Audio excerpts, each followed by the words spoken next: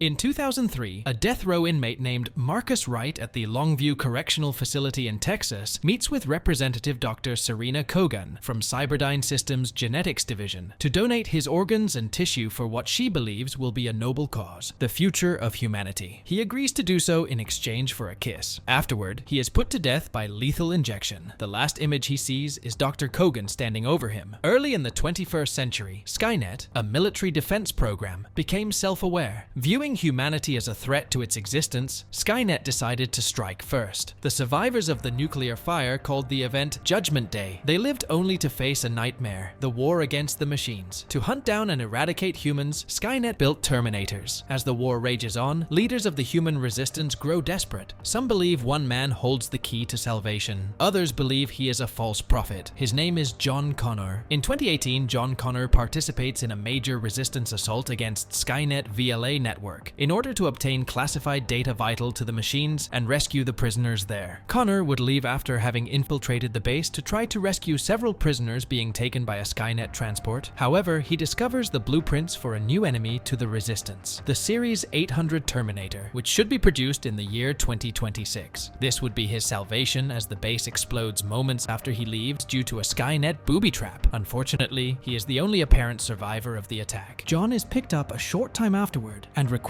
to be taken to Resistance headquarters. He is denied an audience with the Resistance leaders, but jumps out of the chopper and swims down to the Resistance headquarters, which is located on a submarine. After his arrival, he is denied entry, but forces his way in. While there, he meets with General Ashdown and tells him what he'd found, and that Skynet was more advanced than it should be. The leaders are unhappy with him, but tell him they have discovered a hidden frequency that could potentially shut down Skynet for good. They know the machines use shortwave transmitters to communicate, so the signal allows for direct control of the machines. Ashdown states that Skynet's a machine, and like all machines, it has an off switch. Furthermore, he informs John that they haven't field tested it yet. John volunteers to test the signal on progressively more advanced machines. The Resistance has also intercepted a transmission from Skynet, a kill list warning that all the Resistance leaders will be dead in 4 days. John himself is second on the list, with Kyle Reese as their #1 target. Later, John listens to a tape recording from his mother, Sarah Connor. In the recording, Sarah says that what's most difficult is trying to decide what to tell him and what not to. She speaks about his father, Kyle Reese, who she says will be younger than him, only a teenager when John meets him. John plans to start testing the signal with something small they're familiar with, like a Hydrobot. In the meantime, Marcus wakes up 15 years after his execution, dazed and confused at his surroundings. After taking clothes from a dead Resistance fighter, Marcus makes his way through the desert and into Los Angeles, only to discover the city is in the ruins, and the only human survivors there are a young Kyle Reese and his young silent companion, Star. After rescuing Marcus from the onslaught of a T-600, Kyle holds him at gunpoint and tells him to take off the jacket Marcus is wearing, stating it stands for blood and that it's a symbol of the Resistance. However, Marcus manages to reverse Kyle's gun at him and asks what is going on, as he is still confused by what he witnessed. Kyle says the year is 2018 and explains how the Judgment Day happened as he knows it, and that he is working to become a full-fledged Resistance member. So far though, Kyle and Star haven't had much luck finding others to join their branch. Marcus, determined to help, fixes an old shortwave radio, which by chance picks up a broadcast from John Connor, whose daily broadcasts are secretly focused on finding Kyle, his future father, as well as giving hope and providing advice on how to fight Skynet's forces to the Resistance and human survivors around the world. John states that the machines are advancing even faster than he thought they would, that they're inventing new Terminators, new ways of killing them. Lastly, he says Skynet is planning something big, but the Resistance is planning something bigger. Marcus fixes a broken down car, and as he's about to leave, a scout for the Terminators approaches them. So they all get in the car and drive off to make an escape. Soon after, Marcus manages to take down the scout, and they successfully get away. As Marcus and Kyle leave the city behind to meet John Connor, they encounter a 7-11 housing humans who, instead of actively sabotaging Skynet activity, keep their heads down to avoid attracting the attention of the machines. They deny gasoline at first, but an old woman, apparently the leader, asks them to stay, offering something to eat. During this, the 7-11 suddenly comes under attack by a harvester, taking several prisoners, including the old woman. The trio get in a truck and place a gasoline tank near the harvester. After causing a huge explosion and thinking they won, the harvester comes out of the fire unharmed. It sends out Autobots that begin to follow the trio. Though the three take down the Autobots and try to escape, Kyle and Star Star are still captured eventually. Marcus attempts to follow, but is knocked off by the Harvester on the transport. Meanwhile, Connor and his lieutenants, including his right-hand man, Barnes, and his second-in-command and wife, Kate Connor, have never heard of Skynet taking human prisoners, and he is determined to discover the reason. They pick up machine activity in the Los Angeles basin and dispatch 2 A-10 Warthogs to intercept the hunter killers trying to escape the area. However, 2 attackers are shot down by the machines. Blair Williams, one of the pilots, successfully ejects just before exploding. Concurrently, Marcus wakes up on the edge of the river, and as he walks aimlessly, sees Blair, with her parachute stuck in a transmission tower. Marcus goes over and helps Blair get down safely. When Marcus tries to leaving, wanting to chase after the machine transport, Blair tells him it's suicide. She asks him to come with her to their base where he can meet the man he's been looking for, John Connor. Marcus agrees and the two start their journey. On a rainy night, Blair sends Marcus to find something they can make a fire of. Shortly after, Blair is attacked by some human survivors who don't care about the resistance. She manages to take some of them down, but is eventually overpowered due to their numbers. Thankfully, Marcus shows up just in time before they could hurt her and beats them up one by one. Meanwhile, John and Barnes are out in a field to test out the signal on a more advanced machine, and it ends up being successful. They inform General Ashdown the signal works, which after the general states that the attack will commence the next day, and orders John's unit to be in support of the bombing of Skynet Central. John inquires about the extraction plan for the human prisoners, but Ashdown says there is no extraction plan. This is war and leadership has its costs. Blair and Marcus bond over a 2-night trip back to her base, in which, after detonating a magnetized mine, Marcus is revealed to be of a machine. His brain and heart are the only organs left, thought to be the prototype for infiltration Terminators like the T-800. Blair, unable to accept that Marcus is part of Skynet, releases him, after which the Resistance chases them down, with Blair being captured to allow Marcus to escape. Connor chases after him in a Black Hawk, but suddenly gets brought down into a river by Hydrobots. Before Connor is killed by a swarm of Hydrobots, Marcus saves him. Connor makes a deal, and with his permission, allows him to enter the heart of Skynet Central, in exchange to get Connor into the base so he can free Kyle. Marcus makes his way to Skynet, and shuts down the turrets guarding a huge wall, and Connor is able to enter the facility. While Marcus is deactivating the security, his machine circuitry syncs with the Skynet mainframe and causes him to black out. When he comes back to consciousness, he is completely repaired, and Skynet, taking on the appearance of Dr. Serena Kogan, reveals his true purpose. Skynet tells him that he is only a Trojan horse of sorts, whose intent was to identify Connor and Reese and lure them into Skynet, where they could be killed. With his mission fulfilled, Skynet expects him to accept he is now a machine and will continue fighting alongside Skynet. Choosing to be a human, Marcus rips out his main chip and helps Connor locate Kyle. Skynet warns that fighting is useless and that he cannot save John and Kyle. Marcus snarls, "Watch me," before smashing Skynet's monitor, escaping the chamber. Meanwhile, General Ashdown and the other Resistance leaders discover that the signal they had implemented to destroy Skynet was really a location beacon. An HK aerial tracks the sub in which they are in and drops a depth charge, destroying it. While John is searching for Kyle Reese at Skynet Central, he discovers a TRIP with the mission to kill John Connor and Kyle Reese above all, and chases them throughout the Terminator factory beneath the complex. Kyle is captured by a T-600, but escapes by jamming a rod into the Terminator's motor cortex before it can kill him. As the T-RIP enters the room in pursuit of John and Kyle, it easily destroys the damaged T-600, blocking its path. John fires several Hellhound 40mm grenades at the T-RIP, slowing its pursuit and burning off its flesh covering. They escape by blowing a hole in a nearby wall. The T-RIP catches up with John, and a fight ensues, but their battle is interrupted when Marcus intervenes, allowing John to get Kyle to safety. The T-RIP battles Marcus in single combat, with neither gaining a distinct advantage. However, Marcus is defeated by the T-RIP, who discovers that his human heart is vulnerable and delivers a devastating blow to his chest. Marcus collapses, and the T-RIP resumes its chase of Connor. John fires a grenade at a vat of molten metal, which pours out over the T-RIP. Because the molten metal can't stop the machine, John then fires at a coolant line with his pistol, which freezes the T-RIP solid. John then tries to revive Marcus with a few solid thumps to his chest. When this fails, he rips away electrical conduits and shocks Marcus several times to bring him back to life. However, this gives the T-RIP time to break free and, while he is distracted, impales John through the chest with a steel bar. Marcus, breaking the steel bar and ramming it through the neck of the T-RIP and decapitating it with ease. He carries John to a waiting helicopter, where Kate and Barnes have assembled an evac force for the human survivors. Then Star offers Connor the detonation controller. Once they are airlifted from the blast site, Connor detonates the detonating cord that he had previously wrapped around down several nuclear fuel cells in the Terminator factory and destroys the Skynet Central before falling unconscious due to the mortal wound to his heart from the T-rip. In a base camp, Marcus resolves to give up his heart to save John. He explains to Blair and Kyle that everyone deserves a second chance on life, including Connor. Marcus and Blair share a kiss before he undergoes the heart transplant. When Connor wakes up, he is on a helicopter flying towards the horizon along with a fleet of Bell UH-1 Huey helicopters. The movie ends with John quoting his mother, saying, "There is no fate but what we make." He warns the resistance and other survivors across the world that while they have won this battle, the war is by no means over. Skynet's forces still remain strong, and humanity has a long way to go before it achieves ultimate victory over the machines. And with that, the movie ends.